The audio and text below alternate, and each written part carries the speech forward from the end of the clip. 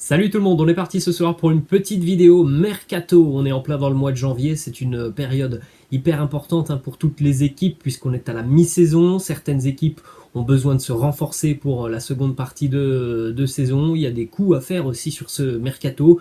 Peut-être que certaines équipes ont aussi identifié des besoins lors de la première partie de saison. Donc c'est un Mercato très très important, ce Mercato qui est donc en plein milieu de la saison. On va donc parler aujourd'hui d'une dizaine de joueurs qui pourraient être amenés à quitter leur club sur les prochaines semaines, donc d'ici à la fin du mois de janvier. On va démarrer du côté de l'AS Roma, le club de José Mourinho, puisque la Roma s'intéresse au vice-capitaine du FC Porto, à savoir Sergio Oliveira, qui pourrait être amené dans les tout prochains jours à s'engager avec le club de la Louve. Alors c'est vraisemblablement un prêt avec une option d'achat un petit peu élevée, je trouve, pour Sergio Oliveira, un joueur qui l'année passée, il est vrai, a fait une saison assez exceptionnelle, d'ailleurs la meilleure saison de sa carrière, la saison passée du côté de Porto.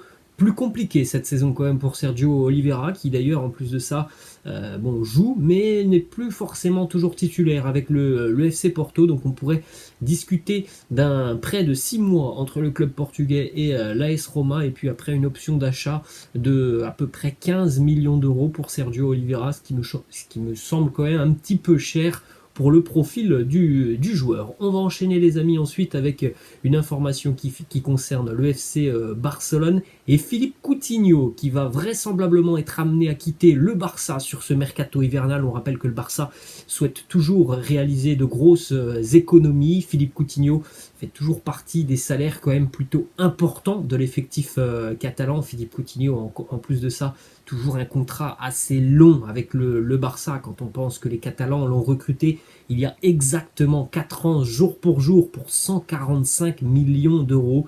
C'est quelque chose d'assez hallucinant. Le flop qui a été Philippe Coutinho, qui à l'heure actuelle vaut à peu près 30 millions d'euros. Donc vous faites votre calcul, le Barça s'est évidemment endetté avec Philippe Coutinho comme avec d'autres joueurs. Donc Philippe Coutinho pourrait être amené à quitter la Catalogne pour retourner du côté de l'Angleterre. Et pour Coutinho, la marche a un petit peu descendu, puisque Coutinho était un joueur avant de Liverpool.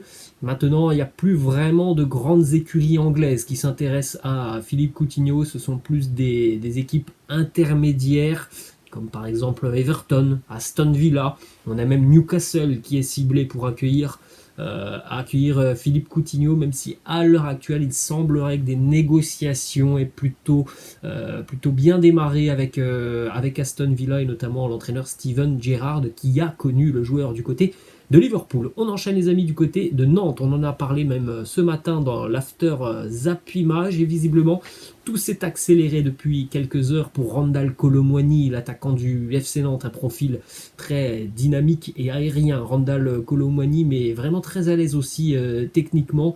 On en parlait ce matin, il y a 2 clubs qui sont intéressés par l'attaquant du FC Nantes, l'Eintracht Francfort, l'AC Milan.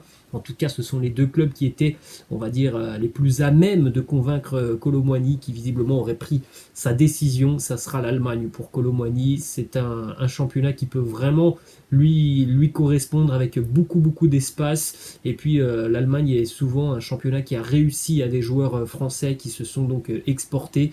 C'est un championnat avec beaucoup d'espace pour un profil comme celui de Kolo Muani. Ça peut être quelque chose d'assez sympa. Donc le transfert devrait être acté à l'issue de la saison, puisque Kolo Muani devrait terminer avec le FC Nantes. On enchaîne du côté de l'Olympique de Marseille, où le jeune Bamba Dieng est suivi du côté de l'Angleterre. Plusieurs clubs anglais sont intéressés, notamment par Bamba Dieng. On a Newcastle qui serait même prêt à dégainer 18 millions d'euros. Alors évidemment, les Magpies sont quasiment sur tous les dossiers de ce mercato. Après, reste à savoir si l'Olympique de Marseille va être vendeur sur ce mercato hivernal, puisque on a quand même un Arkadiusz Milik qui a fait une première partie de saison plutôt moyenne avec son retour de blessure. Bamba Dieng peut rester une option pour la seconde partie de saison, et surtout Est-ce que l'OM compte sur Bamba Dieng pour l'avenir? À l'heure actuelle, on peut penser que l'OM veut parier sur Bamba Dieng pour l'avenir. Donc est-ce qu'une offre de 18 millions d'euros pourrait satisfaire l'Olympique de Marseille? Affaire à suivre dans les prochains jours. Ensuite, une information du côté de Manchester United. Alors que les Red Devils sont affrontés en début de semaine Wolverhampton, le Wolverhampton de Ruben Neves, le milieu de terrain portugais, eh bien les Red Devils seraient prêts à offrir 35 millions d'euros aux Wolves pour Ruben Neves, qui a encore un long contrat avec Wolverhampton.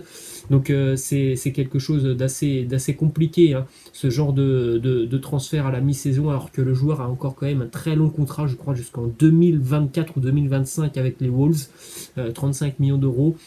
Ça reste une offre intéressante, mais est-ce que les Wolves ne veulent pas attendre la fin de la saison et avoir beaucoup plus d'options, notamment pour vendre le milieu de terrain, qui est un joueur de grande qualité, de grande classe, avec un énorme volume, qui est très à l'aise techniquement.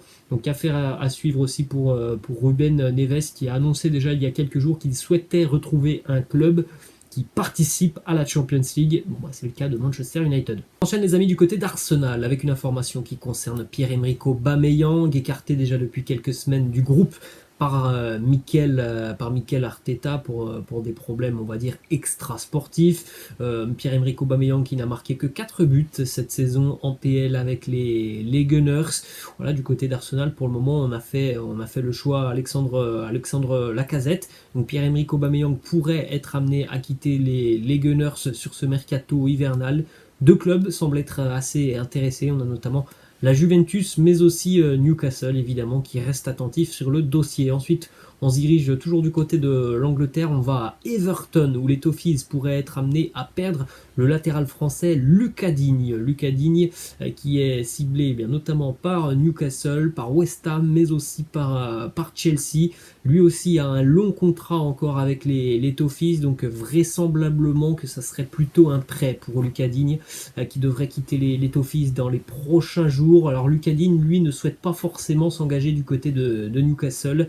L'option choisie évidemment par Lucas Digne serait plutôt de rejoindre les Blues de Chelsea, qui ont perdu récemment Ben Chilwell. Donc évidemment qu'il y a une option pour Lucas Digne du côté de Chelsea, avec la blessure très longue durée de Ben Chilwell. On enchaîne cette fois-ci les amis du côté de Tottenham, où on a appris ce matin que le Stade Rennais allait vraisemblablement tenter sa chance pour rapatrier le portier des Spurs et le portier de l'équipe de France, Hugo Lloris. Fin de contrat dans 6 mois pour Lloris avec les Spurs de Tottenham. On n'entend pas forcément pour le moment beaucoup de choses sur une prolongation de contrat, donc les Bretons seraient très intéressés à l'idée de ramener Hugo Lloris. Alors après, est-ce que c'est un choix qui peut intéresser Hugo Lloris?